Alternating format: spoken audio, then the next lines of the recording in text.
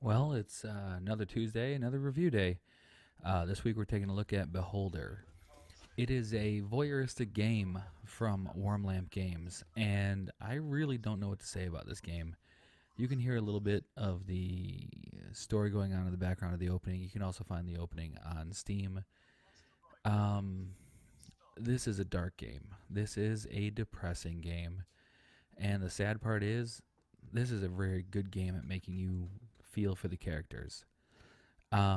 You're apparently living in some Soviet satellite in 1984, and I have a feeling that year was not picked at random. You have two children and a wife. The wife is cautious. The oldest child is surly at best. The youngest child is sweet and innocent. You are a magical, and I use the term loosely, magical landlord who has been given a serum where he doesn't have to sleep and he can just spy on people all day long. You're replacing the previous landlord who has apparently failed in his job and, as this opening is telling us, is getting brutally beaten by the police before being dragged off in front of you as you arrive with your wife and kids. Oh, look, an homage to Papers, Please. Here we go. You arrive at the ominous dark building. Nobody has a face. It's all just scary eyes and black souls. This game is the most depressing thing I've played in a long time. And I really have no idea what to tell you about it.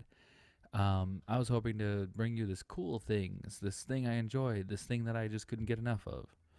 But the more I play this game, the more I honestly feel like it just takes my soul and crushes it. So we have Beholder.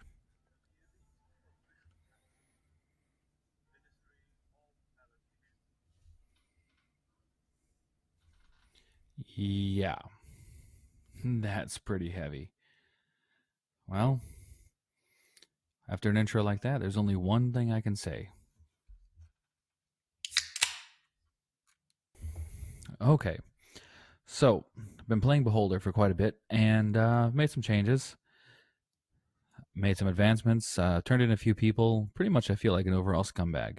I decided to take the game to a new level. I was going to do something unusual. Normally, I play the good guy all the way through the first time, just to be, that guy. This time, I decided to play the government hack, the person who just gives in everything they want and is a total scumbag. And this is not the game to go that route in.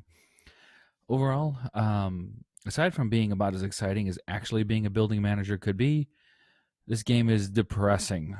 It is insanely depressing. Also a bit loud.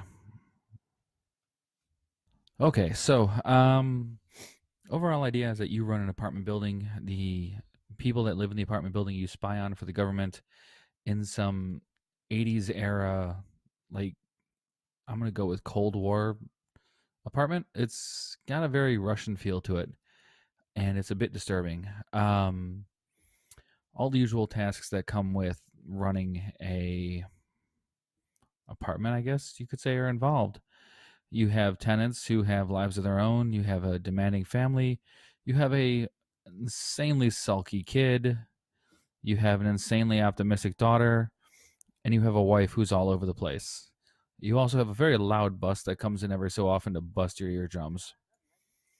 Long story short is nobody's happy. You are some weird creep who just walks around trying to figure out what to do with your life. Um, Impressions of the game. I'm gonna put it on pause for a minute here. Overall impressions of the game. I like the game. It has a steeper learning curve than I expected. I mean, there's a lot of written, but there's also a lot implied as well. The game itself is quite fun. I don't know. I don't even remember what I paid for it. I think I got a part of a humble bundle, so I'm not too worried about that. But I gotta say, the one takeaway I take from this game is it is depressing. It is the worst of humanity. And I think even if you take the good route, it is still going to be a depressing game. Strong imagery, strong message, a lot of callbacks. Definitely, I see somebody in the development crew really liked Papers, Please. You see it in the early opening titles. You see it in a few other places. It's pretty much a scary Cold War game, and it could be a lot of fun. I definitely think it could be, but as far as I'm concerned, this is way too dark and depressing for me. It's kind of the part of the overall theme, though. I've seen in some games lately. If you look at games like, so if you look at the overall feel of the game, this feels a bit like a very dark and depressing version of Orwell. This whole idea of spy on your neighbors games that has seems to be coming up lately. I don't really know what you would call it. Voyeuristic games. It's not really narrative. I don't get the overall feel of the game. I mean, I get what it is. I get the idea, but I just don't get the whole idea of what's going on. It is a bit unusual. Um, the game itself draws me, and I definitely can see myself playing it. But I also feel like playing this game, I'm going to come away from this. I don't know, like hating myself. Is that a good way of reviewing a game? Is that cool, guys? All I know is that I'm probably gonna be drinking a lot while I'm playing this game.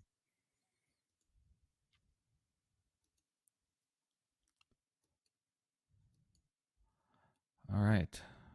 Wow. So I got to evict a guy just because. Hell, I don't even have an answer to that. I have to evict a guy. Do I want to ask about his wife? Oh God, this is horrible. All right. Well. Oh, geez, it just keeps getting worse.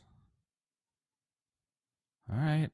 I guess I'm gonna either go beat a guy to death or throw his wife out or God, who knows? What? What the hell? Oh God, what could possibly go wrong now?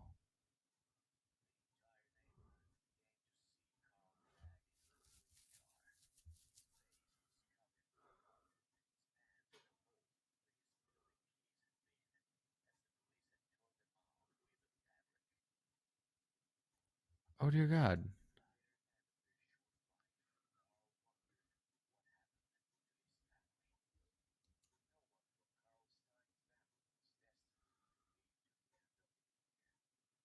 Oh dear God.